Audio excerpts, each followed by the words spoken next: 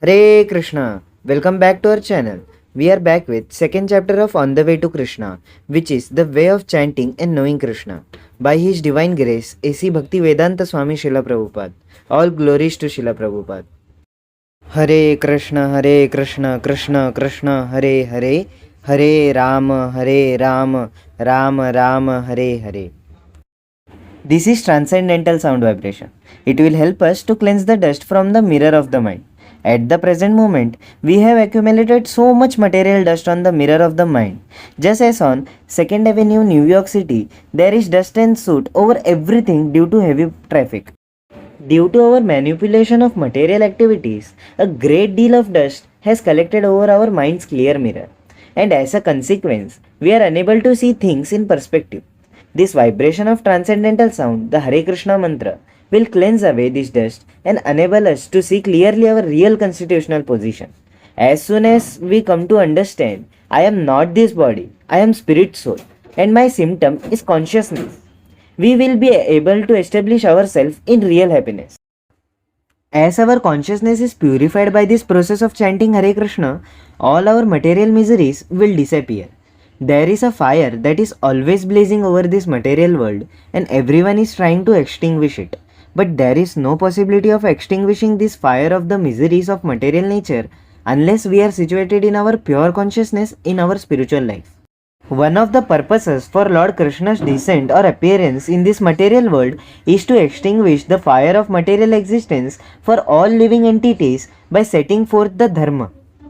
Yada yada hi dharmasya glanirбhavati bharata abhyutthanamaधर्मस्य tadatmanam सृजाम्यहम् परित्राणाय साधूनां विनाशाय च दुष्कृतां धर्मसंस्थापनार्थाय संभवामि युगे युगे. Whenever and wherever there is a decline in religious practice, O descendant of Bharata, and a predominant rise of irreligion, at that time I descend myself to deliver the pious and to annihilate the miscreants, as well as to re-establish the principles of religion. I myself appear millennium after millennium. Gita, 4th chapter, verse number 7 and 8. In this verse, the word dharma is used. This word has been translated into English in various ways. Sometimes it is translated as faith, but according to Vedic literature, dharma is not a kind of faith. Faith may change, but dharma cannot be changed. The liquidity of water cannot be changed. If it is changed, if, for instance, water becomes solid, it is actually no longer in its constitutional position. It is existing under a certain qualifying condition. Our dharma or constitutional position is that we are part and parcel of the Supreme, and this being the case, we have to dovetail or subjugate our consciousness to the Supreme. This position of transcendental service to Supreme Whole is being misused due to material contact. Service is implicit in our constitutional position. Everyone is a servant and no one is a master. Everyone is serving someone or other. Although the president may be the chief executive of the state, still he is serving the state. And when his services are no longer required, the state disposes of him. To think to oneself, I am master of all I survey, is called Maya, illusion. Thus, in material consciousness, our service is being misused under various designations. When we can become free from these designations? That is to say, when the dust has been cleared from the mirror of the mind, we will be able to see ourselves in our actual position as eternal servants of Krishna. One should not think that his service in the material world and his service in the spiritual atmosphere are the same. We may shudder to think, oh, after liberation, will I still be a servant? This is because we have experienced that being a servant in the material world is not very enjoyable. But transcendental service is not like this. In the spiritual world, there is no difference between the servant and the master. Here, of course, there is distinction. But in the absolute world, everything is one. For instance, in the Bhagavad Gita, we can see that Krishna has taken the position of servant as the chariot driver of Arjun. In his constitutional position, Arjun is the servant of Krishna. But in behavior, we can see that sometimes the Lord becomes the servant of the servant. So, we should be careful not to carry materialistic ideas into the spiritual realm. Whatever we have materially experienced is but a perverted reflection of things in spiritual life. When our constitutional position or dharma is deteriorated due to the contaminations of matter, the Lord Himself comes as an incarnation or sends some of His confidential servitors. Lord Jesus Christ called Himself the Son of God and so is a representative of the Supreme. Similarly, Muhammad identified himself as a servant of the Supreme Lord. Thus, whenever there is a discrepancy in our constitutional position, the Supreme Lord either comes himself or sends his representative to inform us of the real position of the living entity. Therefore, one should not make a mistake of thinking that Dharma is a created faith. In its proper sense, Dharma cannot be diverged from the living entity at all. It is to the living entity what sweetness is to sugar, or saltiness is to salt, or solidity is to stone. In no case can it be cut off. The dharma of the living entity is to serve, and we can easily see that every living entity has the tendency to serve himself or others. How to serve Krishna, how to disentangle ourselves from materialistic service, how to attain Krishna consciousness and become free from material designations is all taught as a science by Sri Krishna in Bhagavad Gita. The word sadhu in the verse quoted above, beginning Paritranaya Sadhunam, refers to a holy man or a saintly person. A saintly person is tolerant, very kind to everyone, is a friend of all living entity, is no one's enemy, and is always peaceful. There are 26 basic qualifications for a holy man, and in Bhagavad Gita we find that Sri Krishna himself gives the following verdict. Api chetasu duracharo bhajate mam ananya bhak sadhur eva samantavyah samyak vyavasito hi saha. Even if one commits the most abominable action, if he is engaged in devotional service, he is to be considered saintly because he is properly situated in his determination. Gita, 9th chapter, verse number 30. On the mundane platform, what is morality for one person is immorality for another, and what is immorality for one person is morality for another. According to Hindu conception, the drinking of wine is immoral, whereas in the Western world, wine drinking is not considered immoral but is a common thing. So, morality is dependent on time, place, circumstances, social position, etc. There is, however, a sense of morality and immorality in all societies. In this verse, Krishna points out that even if one is engaged in immoral acts but at the same time is fully in Krishna consciousness, he is to be considered a sadhu or a saint. In other words, although a person may have some immoral habits due to his past association, if he is engaged fully in Krishna consciousness, these habits are not to be considered important. Whatever the case, if one becomes Krishna conscious, he will gradually be purified and will become a sadhu. As one progresses in executing Krishna consciousness, his bad habits diminish and he attains to saintly perfection.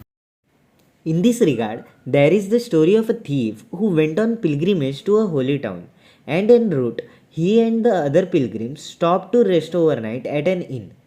Being addicted to stealing, the thief began making plans to steal the other pilgrims' baggage. But he thought, I am going on a pilgrimage, so it doesn't seem appropriate that I should steal this baggage.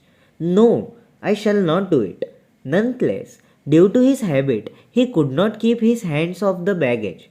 So he picked up one person's bag and placed it in another place, and then another person's bag and placed it elsewhere. He spent all night placing different bags in different places, but his conscience bothered him so that he could not take anything from them. In the morning, when the other pilgrims awoke, they looked around for their bags and couldn't find them. There was a great row, and eventually, one by one, they began to find the bags in various places. After they were all found, the thief explained, Gentlemen, I am a thief by occupation. Being that I am habituated to stealing at night, I wanted to steal something from your bags, but I thought that since I am going to this holy place, it is not possible to steal. So I may have rearranged the baggage, but please excuse me. This is the characteristic of a bad habit. He does not want to commit theft anymore, but because he is habituated, sometimes he does. Thus, Krishna says that one who has decided to refrain from his immoral habits and make progress in Krishna consciousness is to be considered a sadhu, even if out of past habit or by chance he yields to his fault. In the next verse, we find that Sri Krishna says, क्षिप्रं भवति धर्मात्मा शश्वच्छान्तिं निगच्छति कौन्तेयः प्रतिजानीहि न मे भक्तः प्रणश्यति. He quickly becomes righteous and attains lasting peace.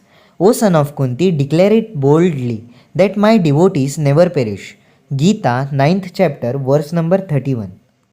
Because one has committed himself to Krishna consciousness, it is proclaimed here by Sri Krishna that within a very short time he will become saintly. One may pull the plug out of an electric fan, and the fan may still go on even though the juice has been disconnected. But it is understood that the fan will soon come to a stop. Once we take shelter of the lotus feet of Krishna, we turn the switch off for our karmic activities. And although these activities may still revolve, it is to be understood that they will quickly diminish. It is a fact that whoever takes to Krishna consciousness does not have to endeavor independently to become a good man. All the good qualifications will automatically come. It is stated in Srimad Bhagavatam that one who has attained Krishna consciousness has simultaneously attained all good qualities. On the other hand, if a person is devoid of God consciousness and yet has many good qualities, his good qualities are to be considered useless, for he will not in any way be prohibited from doing that which is undesirable. If one is devoid of Krishna consciousness, he is sure to commit mischief in this material world. Janma karma cha me divyam evam yo veti tattvataha त्यक्त्वा देहं पुनर्जन्म नैति मामेति सोऽर्जुना. One who knows the transcendental nature of my appearance and activities does not, upon leaving the body, takes his birth again in this material world, but attains my eternal abode, O Arjuna. Gita, chapter 4, verse 9. The mission for which Krishna appears is here further explained. When he comes with some mission, there are some activities. Of course, there are some philosophers who do not believe that God comes as an incarnation. They say, why should God come to this rotten world? But from the Bhagavad Gita, we understand otherwise. We should always remember that we read the Bhagavad Gita as scripture, and whatever is spoken in the Bhagavad Gita must be accepted, otherwise there is no reason in reading it. In the Gita, Krishna says that he has come as an incarnation with a mission, and along with his mission there are some activities. We can see, for example, that Krishna is active as chariot driver for Arjuna and engages in so many activities on the battlefield of Kurukshetra.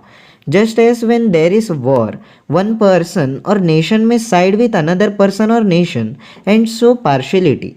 Lord Krishna on the battlefield shows some partiality and sides with Arjuna.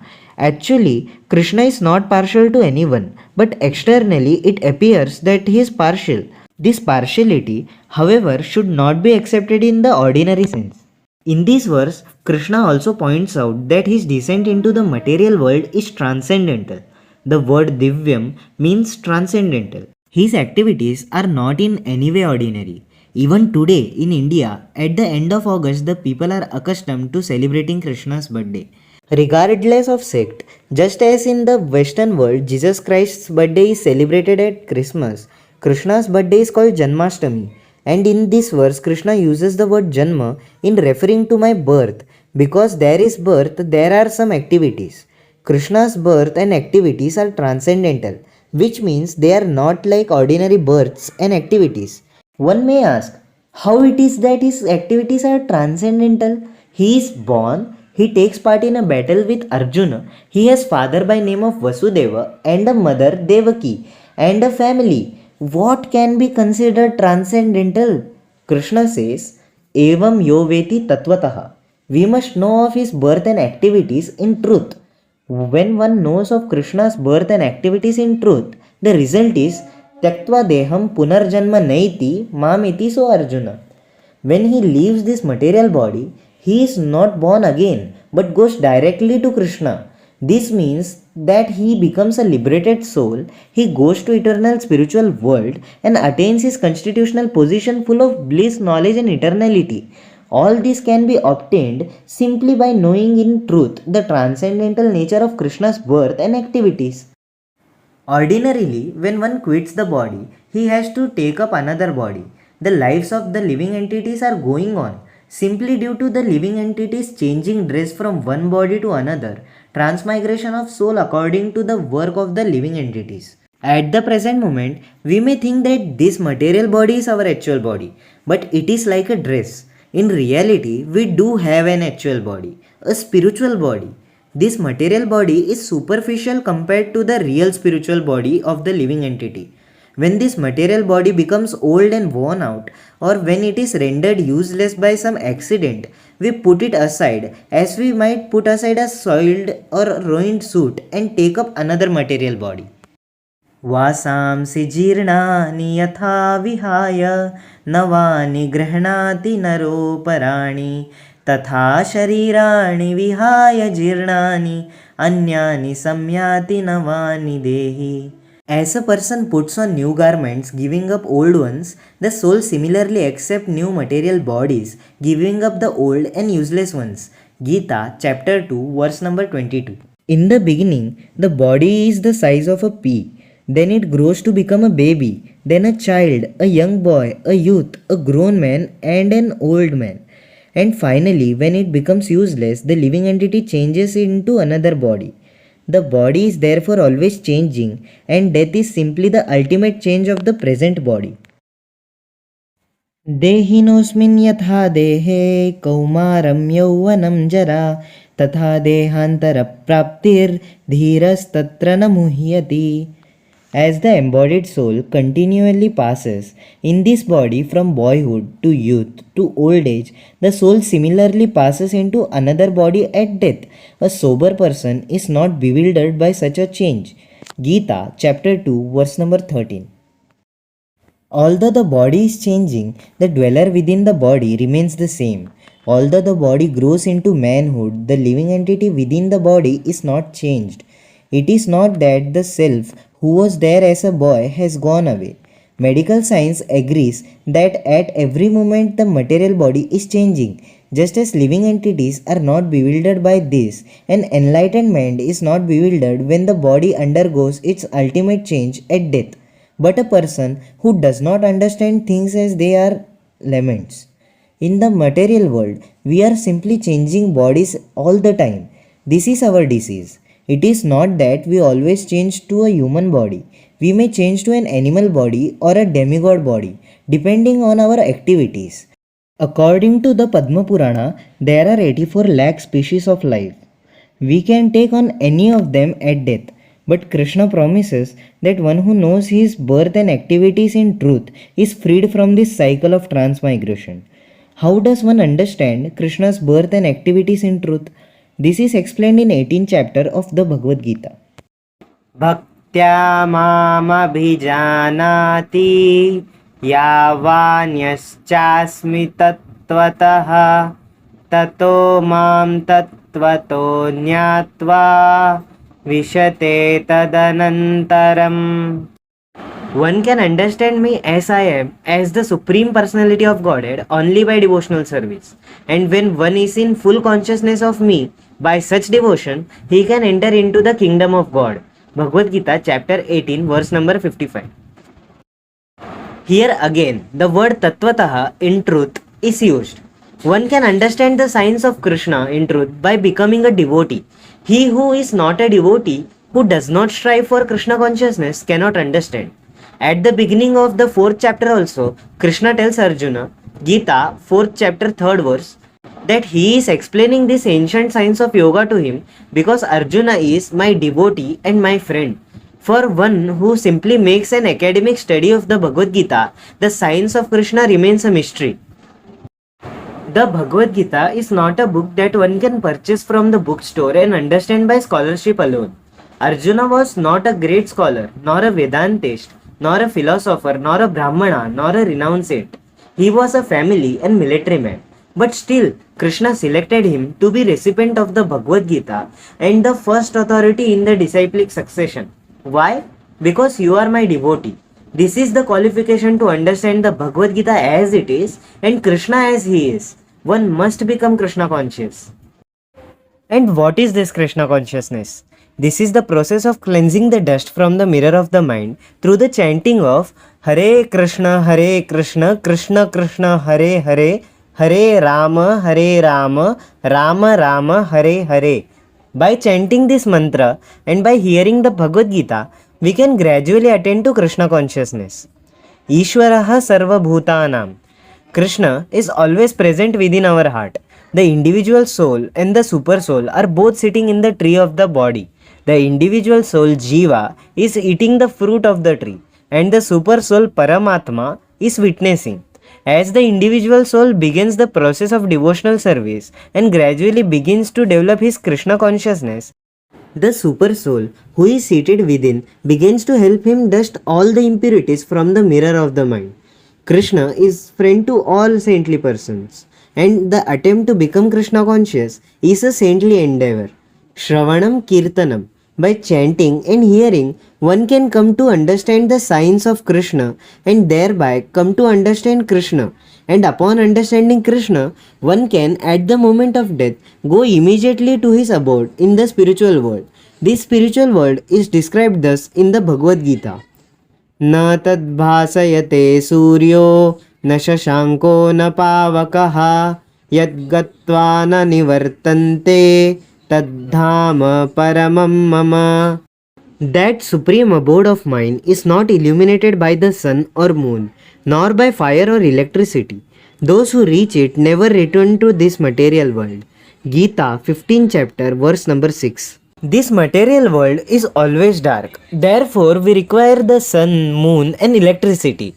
The Vedas enjoin us not to remain in this darkness but to transfer ourselves to the world of illumination, the spiritual world. The word darkness has twofold meaning. It not only means without light, but it means ignorance. The Supreme Lord has manifold energies. It is not that he comes to this material world to perform activities. It is stated in the Vedas that the Supreme Lord has nothing to do. In the Bhagavad Gita, Sri Krishna also says, न मे पार्थास्ति कर्तव्यं त्रिषु लोकेषु किंचन नानवाप्तम् अवाप्तव्यं वर्त एव च कर्मणि. O son of Pritha, there is no work prescribed for me within all the three planetary systems, nor am I in want of anything, nor have I need to obtain anything, and yet I am engaged in prescribed duties. Gita chapter 3 verse number 22. We should therefore not think that Krishna is required to descend upon this material world and engage in so many activities. No one is equal to or greater than Krishna, and he has all knowledge naturally. It is not that he has to undergo penances to acquire knowledge, or that he at any time has to receive knowledge or attain knowledge. At all times and in all conditions, he is full of knowledge. He may be speaking the Bhagavad Gita to Arjuna, but at no time was he ever taught the Bhagavad Gita. One who can understand that this is Krishna's position does not have to return to the cycle of birth and death in this material world. Being under the influence of illusion, we spend our lifetimes trying to make adjustments to this material atmosphere. But this is not the purpose of human life. Human life is meant for understanding the signs of Krishna. Our material needs are this: the problem of eating, of mating, of sleeping, of defending ourselves, and of acquiring sense gratification. These are common both to human beings and to animals. The animals are busily engaged trying to solve these problems. And if we are also only engaged in solving them, how are we any different from the animals? The human beings, however, has a special qualification whereby he can develop transcendental Krishna consciousness. But if he does not avail himself of this, he is in the animal category.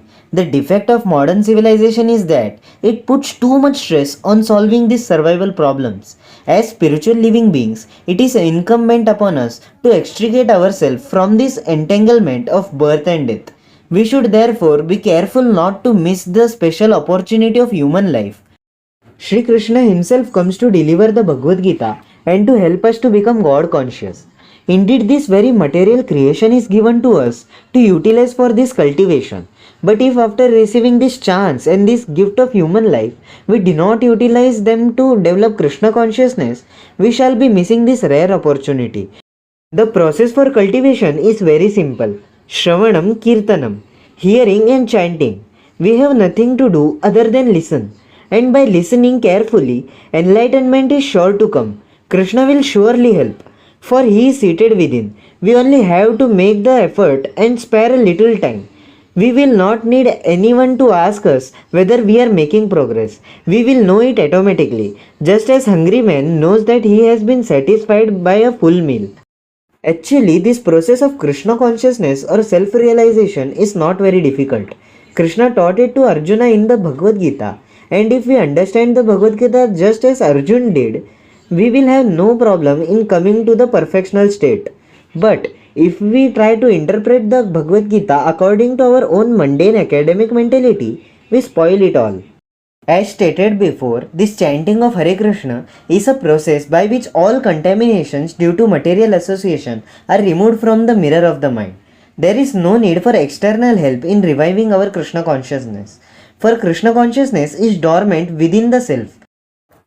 In fact, it is the very quality of the self. We have only to invoke it by this process. Krishna consciousness is an eternal fact. It is not a doctrine or set of beliefs imposed by some organization. It is within all living entities, whether they be human being or animal. When Lord Chaitanya Mahaprabhu was passing through the jungles of South India some 500 years ago, he chanted Hare Krishna and all the animals, the tigers, elephant and deer joined him in dancing to the holy names. Of course, this depends on the purity of the chanting. As we progress in chanting, purification is sure to come. Hare Krishna. Second chapter comes to an end here. We hope you found the video enjoyable. If so, kindly like it. If you found it helpful, please share it with your friends and family. Additionally, consider subscribing to our channel for more content similar to this. Comment and let me know which point you like the most. We will return with chapter 3 soon. Till then, chant Hare Krishna and be happy. जय जय प्रभुपाद प्रभुपाद प्रभुपाद जय जय प्रभुपाद